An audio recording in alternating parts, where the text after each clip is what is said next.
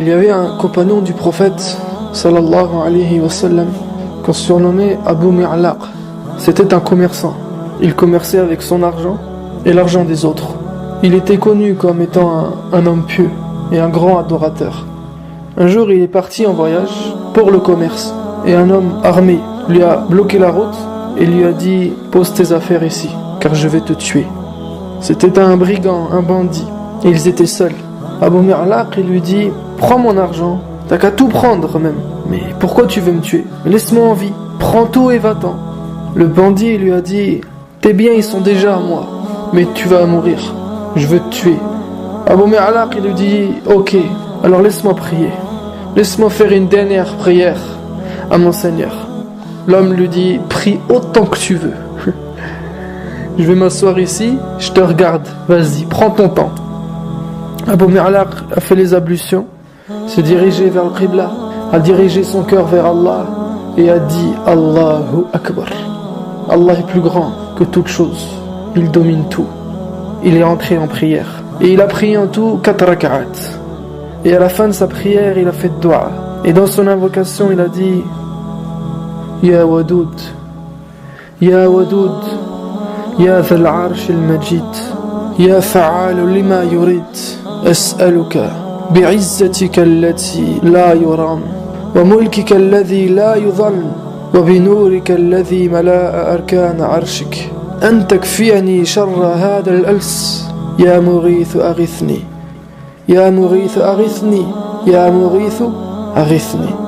Il a commencé son dua en appelant Allah par le nom Al-Wadoud, c'est-à-dire le tout affectueux, celui qui est plein d'amour pour ses serviteurs. Il a dit Ya Wadoud, Ya Wadoud. Ô toi le maître du trône prestigieux, le détenteur du trône, et c'est un signe du pouvoir et de la royauté d'Allah subhanahu wa ta'ala. Al-Malikul Muluk, Al-Malikul Mulk, le roi des rois. Ô toi qui fais ce que tu veux, je te demande, je te supplie, par ta supériorité que personne ne peut défier. Tu es tellement supérieur à ta créature qu'elle ne peut se dresser contre toi. Et par ton royaume, où l'injustice ne peut être commise. Allah Akbar. Ya Allah, l'univers entier est à toi, c'est ton royaume. Et tu es le juste, et tu n'acceptes dans ton royaume que ce qui est juste. Et moi je suis face à une injustice, ya Allah. Je n'ai fait de mal à personne. Et voilà un homme que je ne connais pas, qui m'agresse, et qui en plus de me voler mon argent, il veut me tuer. Ça c'est un dhulm, ya Allah. Et tu n'acceptes dans ton royaume aucune injustice. Et je te demande par ta lumière, qui a rempli les recoins de ton trône, charge-toi pour moi du mal de ce brigand. Ya Allah, moi je suis faible, je ne peux pas me défendre, il est armé et je ne suis pas. Tu es ma seule arme, charge-toi de lui pour moi. Ya Mourith, ô Sauveur, sauve-moi. Ô Sauveur, sauve-moi. Ô Sauveur, sauve-moi. Il l'a répété 3 fois. Et ensuite il a recommencé sa dua. Il l'a répété 3 fois de suite. Et à la fin de sa dua, lui et le brigand ont entendu un bruit d'un cheval qui arrivait au galop. Ils ont tourné la tête, ils ont vu un cavalier arriver au loin. Un cavalier qui tenait une lance. Il a lancé cette lance qui a transpercé le voleur et il est tombé mort au sol. Abu Mi'laq a levé la tête et lui dit « Qui es-tu? Allah m'a sauvé grâce à toi. » Il ne l'a pas remercié de l'avoir sauvé. Non. Sa première réaction quand l'homme l'a agressé, ce n'était pas de vouloir se défendre par lui-même, mais il a recherché protection auprès d'Allah. Parce qu'on répète dans chacune de notre prière « Iyyaka na'budu wa iyyaka nasta'in » Tu es le seul qu'on adore. Tu es le seul dont on demande le secours. Quand lui est arrivée cette situation, un homme qui veut le tuer, il s'est dirigé vers Allah. Et quand cette situation a été réglée, il a su qu'elle avait été réglée par Allah. Il n'avait aucune certitude, aucune confiance dans la créature. Alors il lui a demandé « Tu es qui pour qu'Allah t'utilise pour me sauver ?» Alors le cavalier lui a dit « Je suis un ange parmi les habitants du 4e ciel. Je suis un ange du 4e ciel. Quand tu as fait dua la première fois, j'ai entendu les portes du ciel gronder. » Subhanallah. Le prophète sallallahu alayhi wa sallam, il nous dit que entre la dua de l'opprimé et Allah subhanahu wa ta'ala, il n'y a aucun obstacle. C'est pour ça que dans maintes et maintes hadiths, le prophète sallallahu alayhi wa sallam nous demande de faire attention de n'opprimer personne, car la dua des opprimés est acceptée par Allah. Elle est exaucée sur le champ. Leur dua court la nuit pendant que les gens dorment.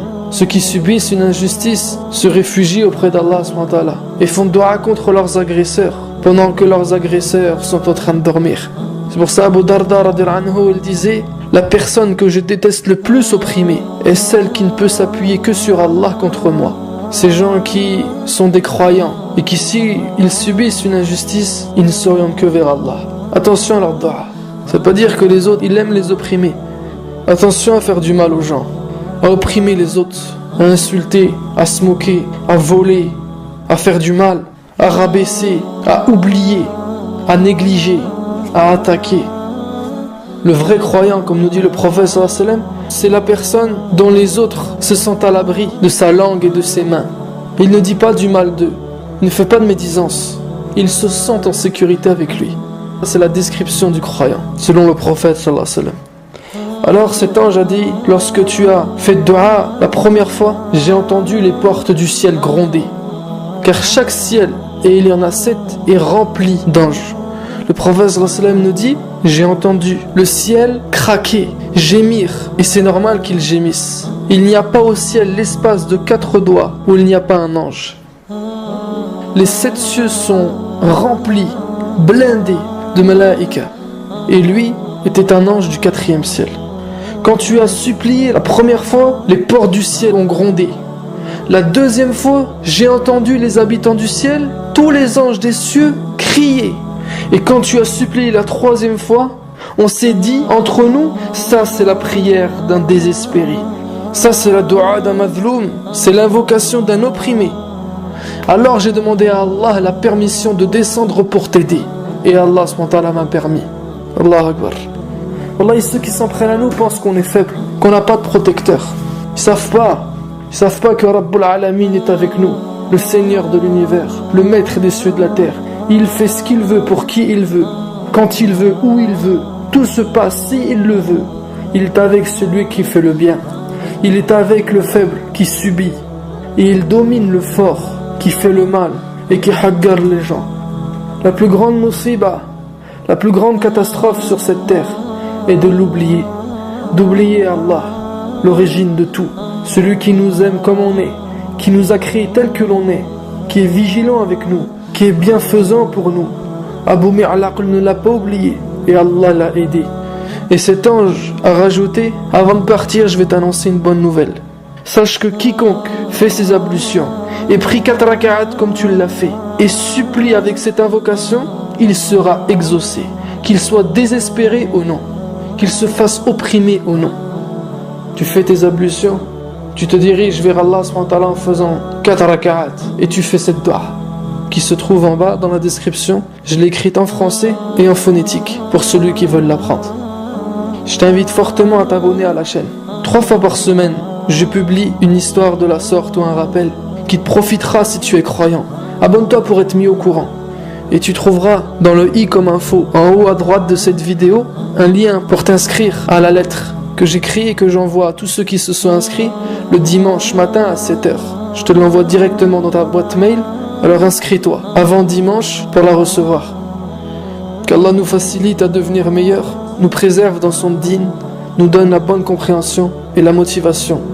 Et on se dit à lundi où on parlera des conseils pour se concentrer dans notre prière. Et j'aurai même une surprise pour vous, Inch'Allah.